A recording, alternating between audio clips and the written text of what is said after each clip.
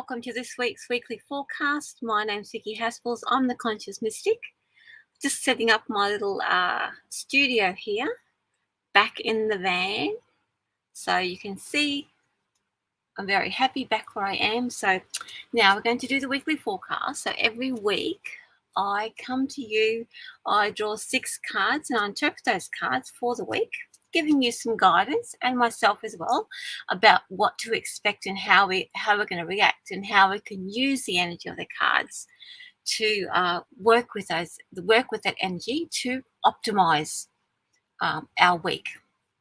At least we know what we're in for. So as usual, I've got my deck, the Mythic Tarot, and I'm just choosing 6 cards right now as we go.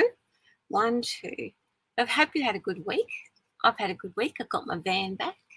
I have not had this van for about 4 weeks. So I've been living room to room to room at still in Winton at the Australian Age of Dinosaurs Museum. So luckily we had somewhere to stay. Yeah, now I've got my little cubby house back. All right, so now we're going to look at the energy of the week. We've got the 6 cards chosen. I don't even know what they are, so let's get started. So the first card we're beginning with is where we're at, where our conscious selves, where we know we're at. So this is the card that's come up, Ace of Cups. Ace of Cups, I love it because it represents following your dream. That means that this week, passion, our understanding about what we're passionate about will start to rise up. We're not going to get restless as such because that we've paid energy, but Ace energy means that we can see that there's a path forward. We can see how we can put our passion into action. Now, it could be something as simple as a hobby, or it could be something that we'd like to pursue as a business or as a job. You can use the energy of the Ace of Cups in that you can almost like supercharge your passion so that any opportunities, any optimum opportunities for you will show themselves because you're supercharging that energy. So the next card we're going to have a look at is the energy of our soul, the energy of our guides and the spirit world. It's the subconscious or the unconscious. So we don't really know or understand where that energy is pushing us towards or what it's trying to show us. That's what this card is going to explain for us. So we have here the 7 of Wands. So we have that together with the Ace of Cups. The unconscious, the subconscious, our guidance, our soul is saying to us, where are you not feeling good enough? We are good enough. So we're going to be constantly shown this week. Not only can we follow our passion, but also too, we're good enough. They're going to say, hey, we're actually quite competitive here. We can actually do this. We can follow that dream and know that I'm going to be okay with it.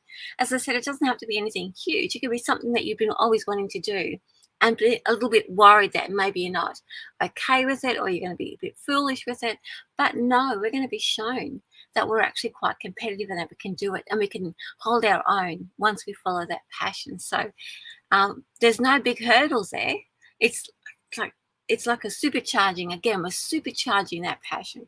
So now we're going to look at the fear or the growth part of this journey this week. So we have the King of Swords. So the fear is like maybe putting too many rules around it, too many boundaries around it. And also too, that sometimes looking at that King of Swords, and I've been talking about this with my clients a lot the last couple of weeks, is limiting thoughts. Sometimes we think something has to be a certain way, and that can stop us because we think, I don't do it that way because that's the way I think it should be done. So following our passion and working with the King of Swords is to work not only within the boundaries of our own boundaries, but also breaking down the barriers of thinking, well, I can't do it because I don't do it a particular way. Oftentimes I hear from people, it should be done this way. I don't know how to do it that way. And it's like, well, no, you do it your way. You add yourself to it. And that's why the passion is going to be so, I suppose, uplifting and clear. And that's why those 7 of Wands is there, to make it really, really clear. Okay, so how are we going to respond? What are we going to do about this? All these things are happening. We've got some limiting thoughts going on. How are we going to react, or how are we going to respond? Okay, so there's a little bit of fluffing around, a little bit of faffing around, as one of my friends says. So we're going to be a bit up in the air. It's like, oh no, what do I do? What do I do? I don't have enough things here. So the mind will be a little bit scattered, but also in that scattered energy of the Page of Swords, which I'm just getting the sense of it, is there's going to be a sense of fun. So it's not going to be traumatic, and not going to be giving ourselves a hard time, but just expect the mind to be a little bit scattered. And I think, you know what I reckon, is because we're thinking, oh, this is actually possible now. I'm going to be able to do this. So it's like, whoa, okay, what do I do? It's that pathway is going to be clear and easy and direct, and we're going to be okay about following our passion, following our dream. And so our mind's going to go, oh, okay, what do I do? So, but that's the fun. I get a sense of fun around it. So that means that exciting. It might be a bit, as I said, disorientating and a bit scattered, but in a very good way. I mean, the thoughts will be gathered in pretty quickly. All right, so future. Where is this taking us? I don't know. Let's have a look. Oh, that's not a great card. Oh, 5 of Pentacles. So it's heading us now. It's interesting that the 5 of Pentacles, let me just tune into, because the 5 of Pentacles, as you can see, it's like, it's sadness, or not poverty, but it's like leaving a lot of things behind. Okay, so our future means by following our dream and knowing that we're okay, we're going to enter into a time of a little bit of uncertainty, especially around leaving behind certainty and surety. So if we're following our dream and want to, say, start a business, then we may be considering leaving a secure job behind, or financial security behind. So they expect that you will be walking into insecurity. You'll be walking into a space of lack, or not feeling like you expect to and not get the returns that you would normally like. I'm going to be rich out of this, I'm going to be successful or whatever out of it.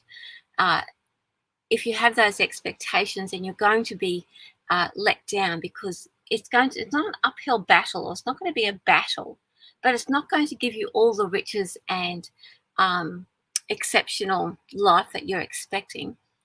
It's not going to be a hardship, but just this is a 5 of Pentacles, is reminding us to have something in reserve, reminding us that not just to throw everything at it.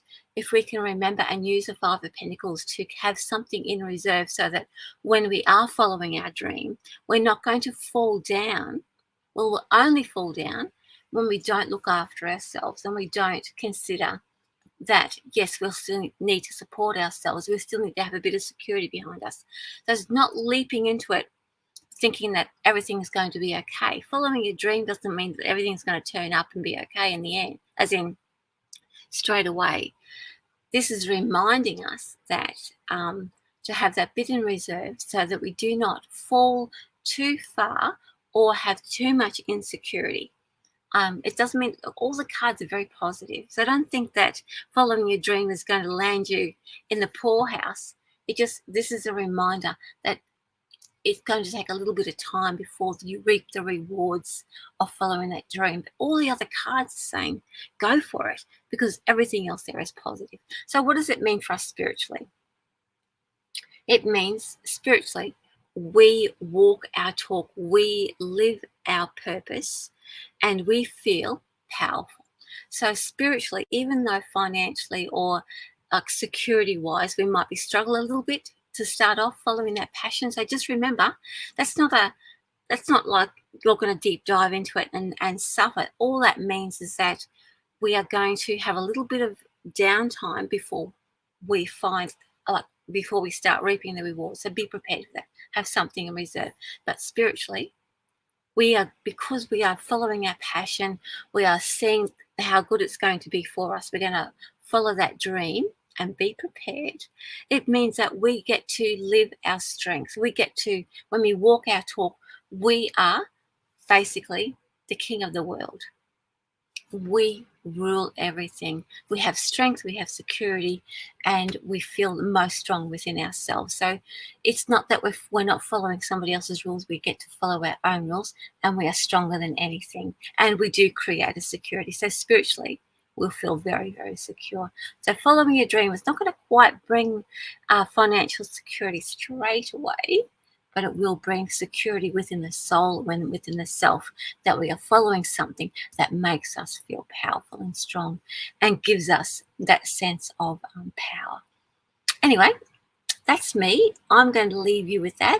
I'm now going to, if you want to stick around, if you're on my Facebook page, stick around for some live readings. Otherwise, I'm going to be heading to, and not only on my Facebook page, but Spiritual Events Directory page, and I will be doing some live readings in about 2 minutes as soon as I get that set up. So thank you for joining me. My name is Vicki Haspels, a conscious mystic, with love from me, and I'll see you next week. Have a great one. See you guys next